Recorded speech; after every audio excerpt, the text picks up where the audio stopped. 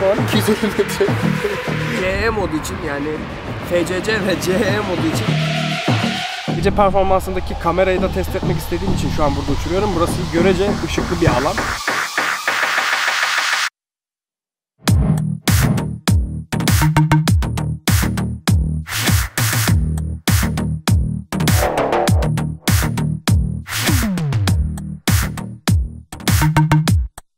Ben de son aldığım Mavic Mini'yi hazır almışken ve çok merak edildiğini düşündüğüm birkaç özelliğini de ciddi test ederek inceleme şansım oldu.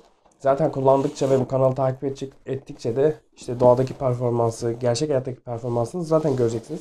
Fakat ben kutudan neler çıkıyor, nedir ne değildir, sizi neler bekliyor, ne gibi kötü yanları var onlardan bahsedeceğim. Genel olarak bilgileri toparlayıp örnek videolarla birlikte size anlatacağım. Aslında 10 gündür incelemeye çalışıyorum ve havanın sertliği, kış ayı olmasından dolayı çok uzadı. Kesik kesik denediğim videoları da anlatımının içine ekleyeceğim. Onları da izlersiniz. Çünkü hem şehir içinde hem şehrin az dışında ve tamamen dışında test ederek sinyal gücünü ve çekim performansını inceleme şansım oldu. Birkaç deneme yaptım fakat çok uzağa gidemedim. 50-60 metrede bağlantı kopma sorunları yaşadım. Bunu da aslında biraz gece performansındaki kamerayı da test etmek istediğim için şu an burada uçuruyorum. Burası görece ışıklı bir alan. Yani yukarıdan baktığında burası çok rahat fark edilebilir bir alan aslında. Hem onu test edelim istedim hem de gece ne kadar uçuyor, nereye kadar gidiyor bunu test etmek istedim. İlk aldığımda köyde uçurmuştum. Köyde hiçbir sorun yaşamadım. Ne bağlantı ne hatta inanılmaz bir rüzgar vardı. Onda bile sorun çıkarmadı. Fakat şu an şehrin ortasında bir yerde uçuruyorum ve şu ilk dakikadan daha hiçbir yerle oynamadan bağlantı sorunları yaşadım. Dediğim gibi yine benim bir ayarla ilgili bir sıkıntım da olabilir. Şimdi onları tek tek deneyeceğim. GPS'leri manuel seçip bir de otomatikte bırakarak onun biraz daha o ayarlarını çözmeye çalışacağım. Öncelikle kutudan neler çıkıyor birlikte bakalım. Klasik. Çok da özlemişim kutu açmayı ve içinden bir şeyler çıkan videolar çekmeyi. Öncelikle içinden şöyle bir kutu, beyaz bir kutu çıkıyor. İçinde pervaneleri koruyan çok şık bir çanta çıkıyor. Gerçekten drone'dan daha çok beğendim çantayı. Öyle de bir çanta aşkım var. Minik minik kutular var. Çok güzel bir şekilde paketleniyor. Zaten DJI yani bir şey söylemede pek gerek olduğunu sanmıyorum. İşte envai çeşit fişler. Böyle kutu içerisinde.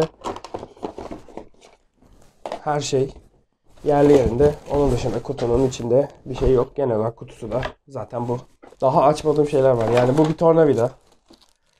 Benim gibi incelemeyi sevenler için hızlı geçeceğim. Çünkü çok uzatıp buraları sıkmak istemiyorum. Her telefon ve her giriş için farklı kumanda kabloları. Android kullanım için zaten üzerinde takılı şu an. Joystick butonlarından ekstra yedek var. Zaten kumandanın üzerinde geliyor. Onları böyle alayım. Bunda başka bir şey çıkmıyor. Bir sürü kitapçık. Asla okumayacağımız. Bunda başka bir şey yok. Kitapçık içinde böyle bir kutu yapmışlar. Fişi, adaptörü. Onlar zaten bunun içerisinde. Ben kullandığım için oraya aldım onları. Yedek pervaneler hatta. Yedek pervaneler çıkıyor içerisinden. DJI'nin normal telefon şarj adaptörü gibi adaptörü. Onun dışında gelelim. Şu kutuyu da aradan çıkarayım. Pervane koruyucuları. Bu yeni başlarken çok önemli. Bence biz evin içinde bile kaldırıp denemiştik.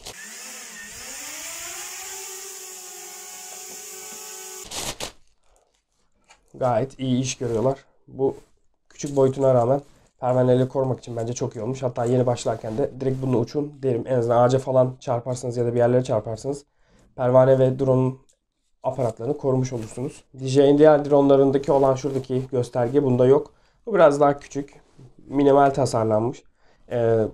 Telefon olmasa da uçurabileceğiniz klasik DJI'nin kumandalarından.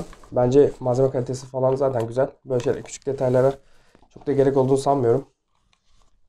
Böyle bir benim çok hoşuma giden ve gerçekten çok kullanacağımı düşündüğüm şarj adaptörü ya da şarj kutusu çıkıyor. Üçlü batarya için. Biri de drone'un içerisinde. Onu da alayım. Şöyle 3 tane. Bendeki combo paketi. Combo'da ekstra 2 tane bataryanız oluyor.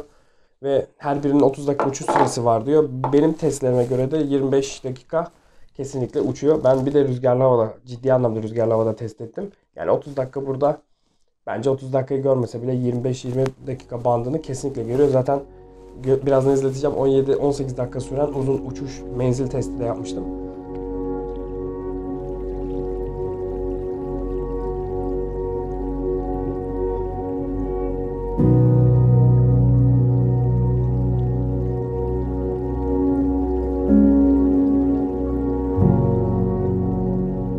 da batarya kendini ispat etmiştik ki gerçekten çok rüzgar vardı. Ben kendim küçük bir size ipucu olarak da bataryalarımın üzerine şöyle 1-2-3'ler yazdım. İşte hangi bataryayı kullanıp hangisinin ne kadar şarj olduğunu denetleyebilmek için, aklımda kalıcılığı olması için de bu yolu kullanıyorum. Çünkü üçünü birbirinden ayırt etmek imkansız. Bu aparat sayesinde bunu buraya yerleştirerek işte göstergesini, şu anki güç göstergesi, bunu kullanmışım zaten. Yanında da şarj etme, normal Android cihazınızla da şarj edebiliyorsunuz şarj aletleriyle. Onun dışında buradan atıyorum benim en çok hoşuma giden özelliklerinden biri, kampa falan gittiğimi varsayıyorum. Bir powerbank olarak da bunu kullanabiliyorum. Birçok yerde şehir içerisinde ciddi anlamda kötü uçtuğuyla ilgili haber var. Bu gerçekten benim de testlerime göre en azından şimdilik doğru.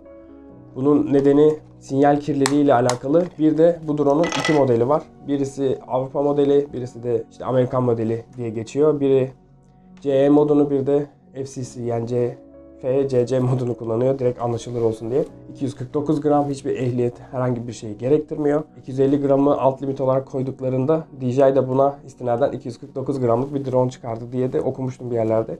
Doğruluğunu bilmiyorum. Açıkçası ben bunu alırken küçük olması avantajlı, fiyatın uygun olması benim için yine avantajlı.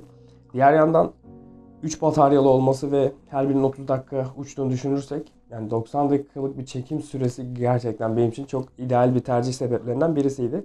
Ama endişelerim de vardı. İşte sinyal gücünün kötülüğü ile ilgili yazıyı okumuştum. Fakat ben genel olarak drone'u şehir içerisinde hiç uçurmayacağım için ve binaların, şehirlerin fotoğraflarını çekmek, ne bileyim, çok da yapacağım bir şey olmadığı için bu özellik benim için çok da kötü sayılmaz. Genelde şehir dışında kullanacağım ve orada sinyal gerçekten iyi. Bir sorun yok. Bunu modunu değiştirmeyle ilgili diğer DJI modellerinde bunu kırabiliyorlardı. Ama henüz bunu yapmanın bir yolu yok. Çünkü burada DJI akıllılık edip işte normal kullandığımız DJI Go'dan ziyade DJI Fly diye bir uygulamaya geçmiş. Fly de bunu anlıyor. Konumunuzu uçmadan önce teyit ediyor ve şu an işte GPS de kullanıp konumu şaşırtsanız bile diyor ki hacı sen Türkiye'desin, ne ayaksın, ya uçman izin vermiyor ya da burada olduğunu kabul et diyor.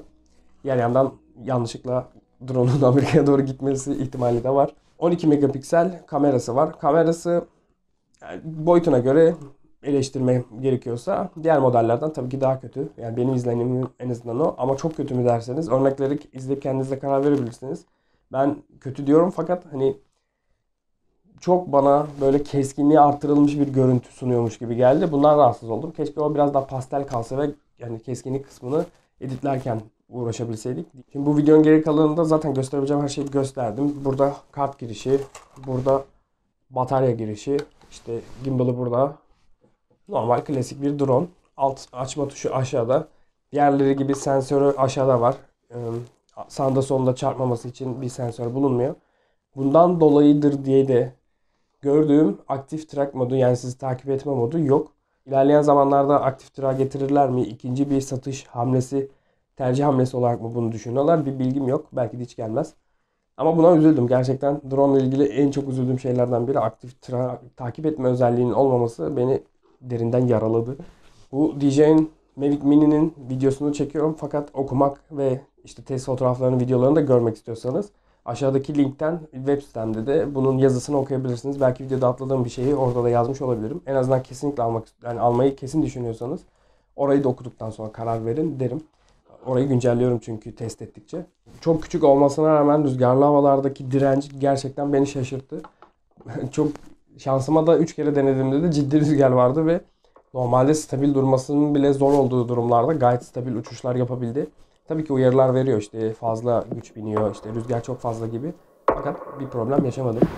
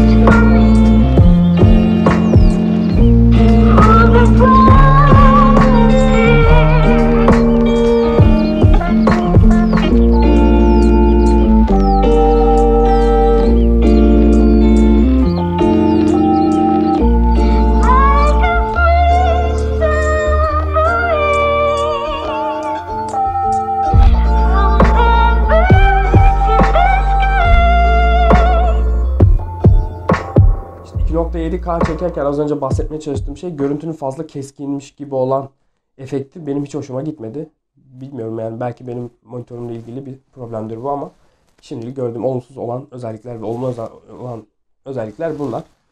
Yine eksik kalan sizin bildiğiniz şeyler de olursa yorum olarak belirtmeyi, genel olarak video ile ilgili sorunuz varsa da bu videonun altına yorum atmayı unutmayın.